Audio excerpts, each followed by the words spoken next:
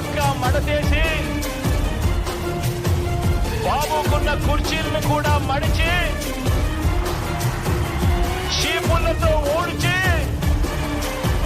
వారి పార్టీని శాసనసభలో 102 నుంచి 23కు తగ్గించారు కదా అని అడుగుతా ఉన్నాను.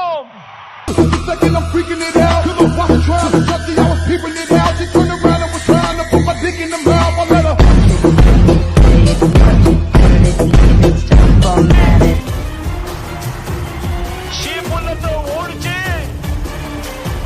వారి పార్టీని శాసనసభలో 102 నుంచి 23కు తగ్గించారు కదా అని అడుగుతా ఉన్నాను. అదే పని మరోసారి చేయడానికి